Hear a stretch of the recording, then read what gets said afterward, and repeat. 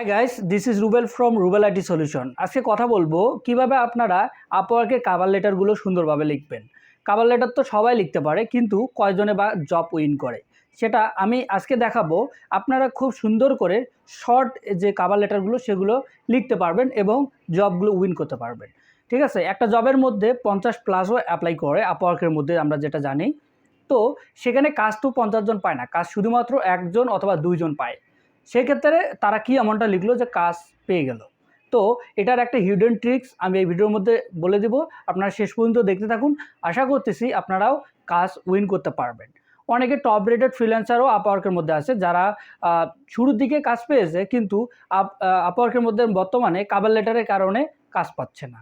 তার main fact আমি আজকেও বলতেছি, আপওয়ার্কের মধ্যে একমাত্র মেইন ফ্যাক্ট যেটা, সেটা হচ্ছে আপনার কভার লেটার। ঠিক আছে, আপনার যে ক্লায়েন্ট আছে সেই ক্লায়েন্ট আপনার প্রোফাইলের ভিতর নাও ঢুকতে পারে। ম্যাক্সিমাম ক্লায়েন্ট আপনার প্রোফাইলের মধ্যে ঢুকে না।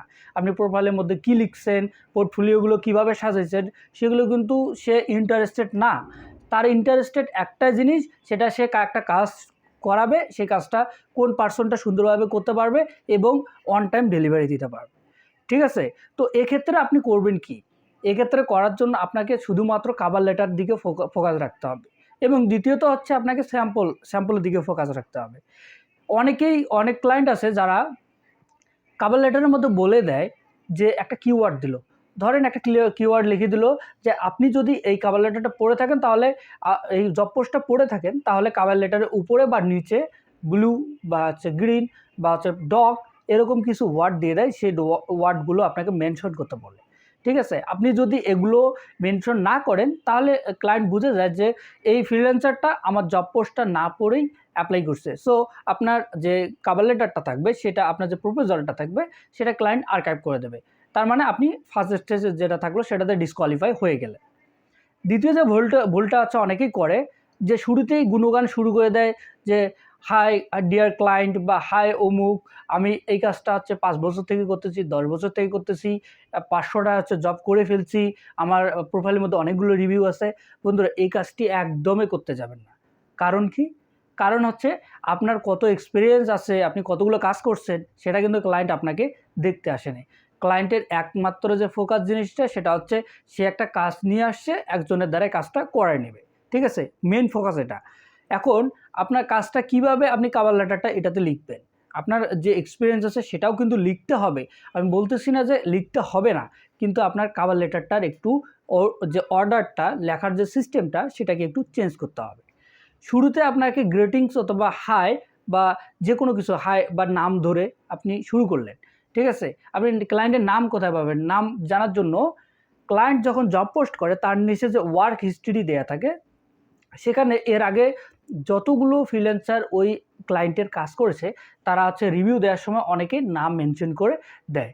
যেমন বলে যে মার্ক ইজ এ গ্রেট গাই, অথবা এরকম নাম মেনশন করে কিন্তু রিভিউ দেয়। সেখান থেকে আপনি নামটা নিয়ে নিলেন, পিক আপ করে নিলেন। তো এই নামটা নিতে কিন্তু আহামরি সময় লাগে না, মাত্র 5 থেকে 10 সেকেন্ড সময় লাগে। ঠিক আছে, নামটা লিখলেন, ধরেন আপনি এসে অ্যালেক্স নাম পেয়ে গেলেন আপনার সেই ক্লায়েন্টটা। আপনি বললেন যে হাই অ্যালেক্স। ঠিক আছে, তারপর আপনি যে জব যে ডিসক্রিপশনটা থাকবে, সেটা সুন্দরভাবে পড়বেন।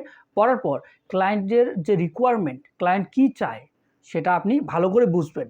বোঝার পর আপনাকে 1 থেকে 2 লাইনের মধ্যে সেটা সলিউশন সুন্দরভাবে দিতে হবে।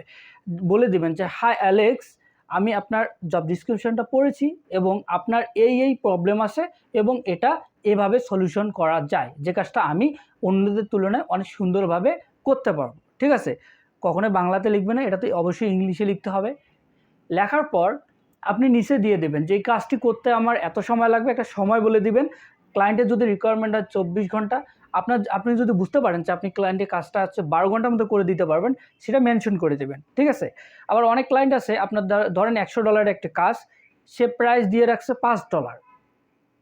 কথাটা ভালো করে রাখেন, বুঝে রাখেন। $5 দিয়ে রাখছে। এখন আপনি যদি ওই $5 অ্যাপ্লাই করেন, আপনার কভার লেটারটার সাথে সাথে ক্লায়েন্ট আর্কাইভ করে দেবে, মানে ডিসকোয়ালিফাই করে দেবে। আপনাকে ওই কাজটার প্রাইস জানতে হবে। ঠিক আছে, $100 একটা কাজ দিল, হয়তো তার হচ্ছে কাছাকাছি আপনি একটা রেটিং মানে প্রাইস দিবে, রিজনেবল প্রাইস। ঠিক আছে, যে আপনি $80 বা $90 অথবা $120 এরকম একটা প্রাইস দিবেন। কারণ ওখানে ক্লায়েন্ট যতই প্রাইস দেখ, ঠিক আছে, আপনাকে এটা বুঝতে হবে যে কাজটার প্রাইস কত। ঠিক আছে, এইটা জানার জন্যই কিন্তু ক্লায়েন্ট অনেক সময় একটা প্রজেক্টের যে প্রাইসটা সেটা কম দিয়ে থাকে। তো এটা গেল। দ্বিতীয়ত, আপনি নিচে লিখে দিতে পারবেন যে কভার লেটারে যেটা থাকে সেটা কভার লেটার সুন্দর করে লিখে দিবেন যে আমি এই কাজটি এখনই স্টার্ট করতে রাজি আছি। ঠিক আছে, এবং আমি আপনার মেসেজের ওয়েট করতেছি। এটা হচ্ছে একটা কি পয়েন্ট। আপনি শুরুতে সলিউশন দিলেন, দেওয়ার পর আপনি ডেডলাইন প্রাইসের কথা বললেন, শেষে এসে বললেন যে আমি কাজটা এখনই শুরু করতে চাই এবং আমি আপনার মেসেজের অপেক্ষায় থাকলাম। ঠিক আছে, তাহলে ক্লায়েন্ট করবে কি, যদি এটা সুন্দরভাবে পড়ে, ক্লায়েন্ট যদি পড়ে, শর্ট করতে হবে কিন্তু আপনি আহামরি একটা প্যারাগ্রাফের মতো যদি লেখেন তাহলে কিন্তু ক্লায়েন্টের সেটা পড়বে না। আপনাকে খুব শর্ট একটা কভার লেটার লিখতে হবে। সেই কভার লেটার লেখার মধ্যে এই কয়েকটি যে মেন যে ফ্যাক্টগুলো সেগুলোকে আপনাকে তুলে ধরতে হবে। তাহলে ক্লায়েন্ট আপনার ইনবক্সে মেসেজ করবে। আর ইনবক্সে মেসেজ করার মানেই হচ্ছে আপনি যে ইন্টারভিউটা দিচ্ছেন সেখানে আপনাকে ক্লায়েন্টকে শুধুমাত্র একটা বোঝাপড়া দিয়ে কোলাবোরেশন করে কাজটা নিতে হবে। সেটা এক্সপিরিয়েন্স হচ্ছে আপনার যদি থাকে, আর যদি এক্সপিরিয়েন্স না থেকে থাকে তাহলে কীভাবে বাড়াবেন। আপনারা আমার ভিডিওগুলো যেগুলো আপওয়ার্ক বা মার্কেটপ্লেস সলিউশন রিলেটেড ভিডিও আছে আপনারা দেখতে পাবেন। তো এভাবে আপনারা কাজগুলো উইন করতে পারবেন। আশা করছি আপনারা এই ভিডিওটি দেখে অনেক কিছু শিখতে পেরেছেন এবং আরও অনেক কিছু ভালো কিছু শিখতে গেলে আপনারা আমার ইউটিউব চ্যানেলের ভিডিওগুলো দেখুন এবং চ্যানেলে নতুন হয়ে থাকলে চ্যানেলটি সাবস্ক্রাইব করুন। দেখা হচ্ছে নতুন কোনো ভিডিওতে। সে পর্যন্ত ভালো থাকুন, সুস্থ থাকুন।